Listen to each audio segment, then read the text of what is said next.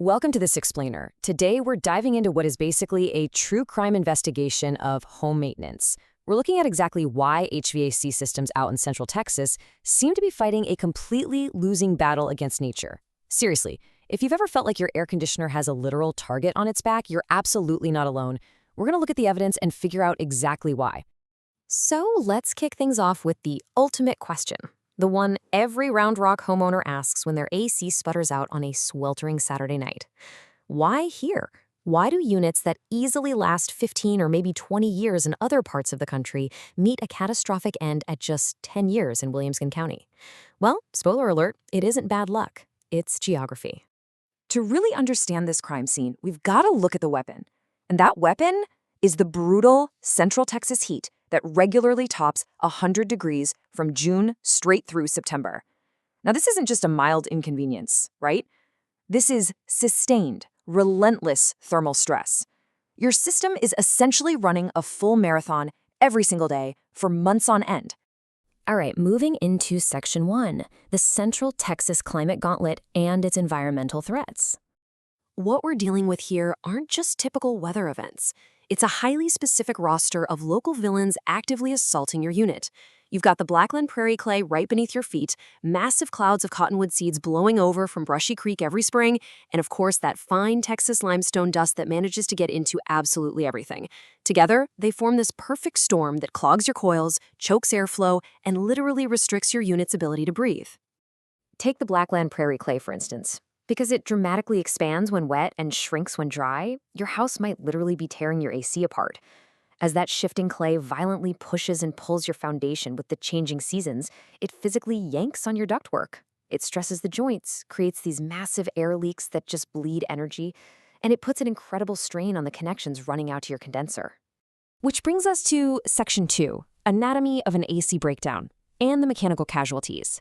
Let's put the workload into perspective.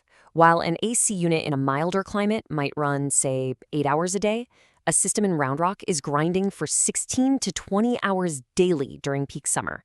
That is literally doubling the wear and tear on every single moving part. Think about that for a second. That sheer workload is basically aging your unit in dog years. And it's that immense workload that leads straight to catastrophic failures. Remember that foundation movement we just talked about? Well, it bends and cracks your refrigerant lines, causing these nasty leaks that entirely drain your system's cooling power.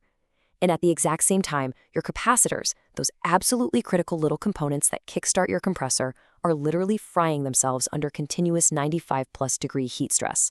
So, how does a system survive this? Precision. Your setup has to be perfectly sized using what's called a manual J load calculation. This is a precise mathematical method that accounts for your exact square footage, your windows, your insulation, and your sun exposure. The problem is, a lot of older homes in Round Rock were built using outdated rule of thumb sizing, meaning they are tragically ill-equipped for the cooling demands we see today. Guessing your AC size is a fatal error, for sure. Just look at the two extremes. If your system is undersized, it's going to run constantly, never actually cool the house down, and completely burn out its components prematurely. But actually, scratch that. Bigger isn't better either. If you get an oversized system, it just short cycles. It turns on and off constantly, wastes a ton of energy, and never runs long enough to properly pull the humidity out of your indoor air, leaving you with a clammy, uncomfortable mess. Let's pivot to Section 3, the financial triage, and look at some survival tactics. So if you're ever standing out in your backyard, sweating, wondering whether to just repair that struggling unit or replace the whole thing entirely, you need to use the $5,000 rule. It's basically the ultimate logical framework to help you navigate a really emotional, frustrating purchase. Here's how it works. You simply multiply the age of your system by the quoted cost of the repair. Let's say you've got a 12-year-old unit, and the tech quotes you $500 for a repair. 12 times 500 equals $6,000. Because that number crosses the $5,000 threshold, it's time to pull the plug. It simply means replacement makes vastly more financial sense than throwing good money at a system the Texas heat has already defeated. Now, realistically, what does that ultimate fix cost? Well, here's a totally no-nonsense breakdown for the area. Simple repairs, like replacing a capacitor or doing a refrigerant recharge, usually start around $300. But if you're looking at a standard replacement using your existing ductwork, you're generally in the $5,000 to $10,000 range. Want a premium high-efficiency variable speed system? That's going to run you 10 to 12 grand or even more. Okay, finally, Section 4, Pro Tips for AC Survival. Let's talk about extending your equipment's life. When things inevitably go wrong, you really want a straightforward, stress-free response. First, you need a 24/7 lifeline. Second, you want clear upfront diagnosis and pricing before a single wrench is turned, so there are no surprise fees. And third, because it's Texas and you're melting, you want same-day repair and testing from a tech who actually carries the right parts in their truck. Oh, and here's an incredibly easy pro trick to save your most expensive component from an early grave. It's the 3-minute rule.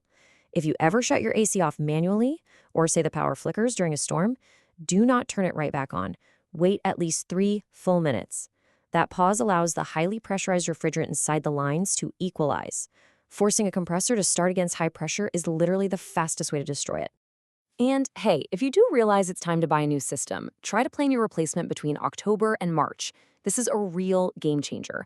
Buying during the off-season means you get the best value. Contractors have a lot more availability, and you skip the desperate, high-priced summer rush.